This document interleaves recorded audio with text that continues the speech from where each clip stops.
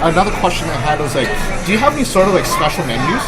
Maybe special menus? Yeah, like Braille or anything like that. Yes, we do offer Braille, and we have like a gluten-free or like an allergy like menu. So if anybody comes in with like a gluten allergy or seafood allergy, it kind of lists everything that we have that contain those allergens. Can we see one?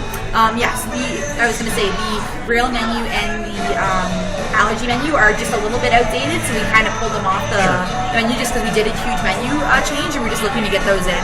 I have like a not looking nice one, but I can show it to you if you want it. Sure. Okay, yeah. Yeah, that'd be great. Okay, I only have two. Sorry, I was thinking of a third one, but then the next. So, is it your restaurant disability means? Sorry, say that again. A person. How do you handle if like there's like disability person comes in here? So we are actually required by the government to go through a guests with disabilities policy. We do an online training program that talks about all different types of different disabilities and guests that would come in with disabilities and how we would handle those certain situations. In regards to like holding the doors open, making sure that if someone's in a wheelchair, we're not trying to seat them out of booth because clearly they couldn't sit there because of fire hazards and so on. It's part of the training process. It's part of the training process, yeah, in place by the government.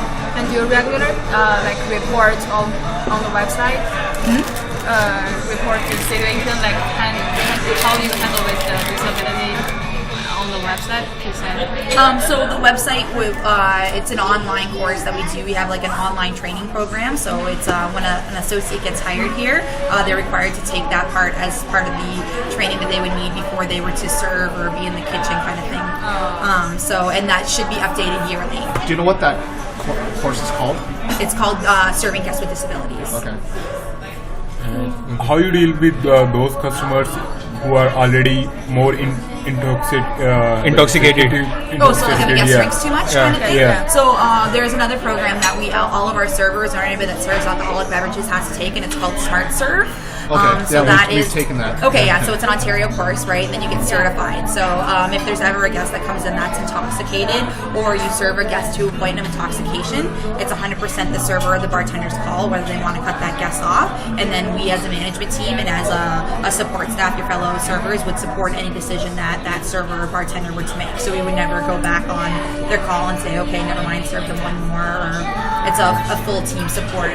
And if, usually when it gets to that point, we just let them know, okay, this is going to be your last drink for the evening. They're understanding. Usually no one really gets angry or belligerent. So all staff members are certified, right? Have to be, yeah. Okay. Yes. Do you have the employees like who can speak more than one language, or do you have like the...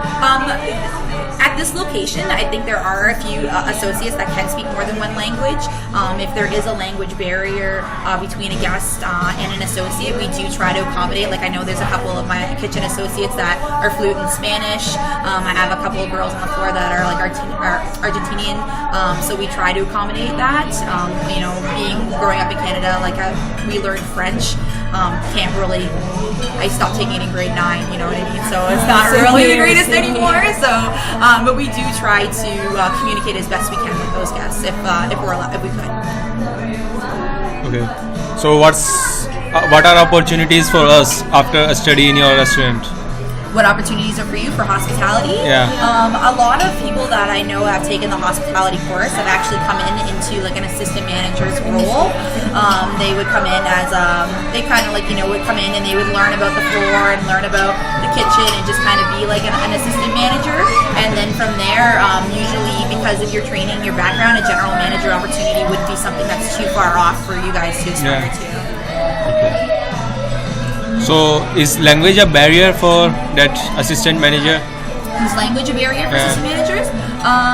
No, we obviously, our company hires everyone from, ethnic equalities and everything, you know what I mean? So to have those people that can bring those certain different qualities to the table could definitely be an asset to us, you know what I mean? So That's true. What are some ways that you are improving, your overall services and accommodations right now?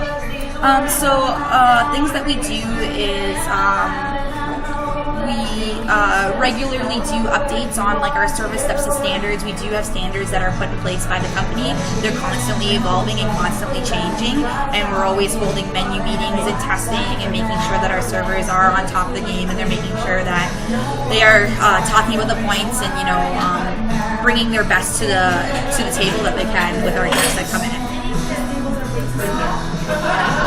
Okay. So yeah, you're just trying to update yourselves according to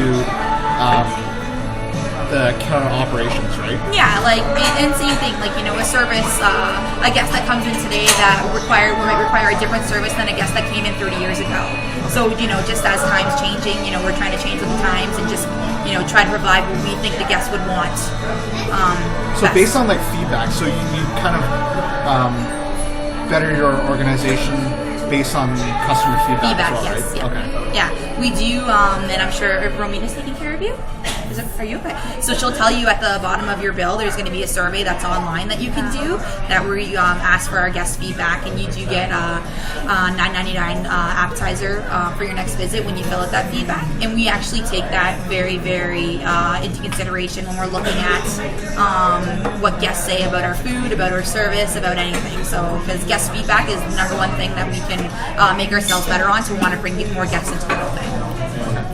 Are your opening and closing times are same for the weekdays and in the weekend? No. So during the week we close at 11, and then Fridays, Saturdays we close at midnight. Sundays we close at 11. That's this store specifically. Other Kelseys might differ depending on what their demographic is. Maybe they pull out more people from an after movie crowd or something like that. If customers happen to have a complaint, is the servers and everyone trained how to handle complaints and stuff, or is it just they ask for managers to deal with it? So our servers are actually entitled to deal with the complaint and the issue at the table. We've told our servers that they, if a guest has a problem, say you didn't really care for your nachos that you're eating, and say they weren't really something that I cared for, our servers are allowed to say, no problem, I'm going to take care of that for you. But a manager is always involved regardless of the situation. If they were happening to complain, what would be your solution statement? For example, Oh, it's okay. Sure? Okay. For example, a solution, would you just give them something like a free coupon or an incentive to say, oh, we're sorry, do you just apologize? So we do have a terminal we use called BLAST, and that's what we use for our guest recovery. It stands for believe, listen, solve, and thank. So we always want to, when you're dealing with a guest issue, you always want to take those characteristics into dealing with the guest issues. So you want to listen. It's called BLAST. Believe, listen, solve, and thank. So you want to believe in yourself that you can rectify the situation, because sometimes dealing with guest concerns can be very tricky and it makes scary. Oh yeah, exactly. So right. Then you want to listen to everything the guest has to say. You don't want to cut them off in the middle of what they're explaining to you. You want them to get their full opinion.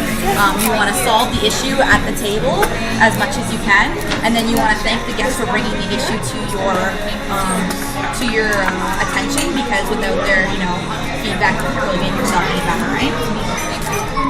Can I pass that down? Yeah, it's right there. The ribs here. Wow, that's really good. The lost Yeah. stars. Lost Shubham, how you doing?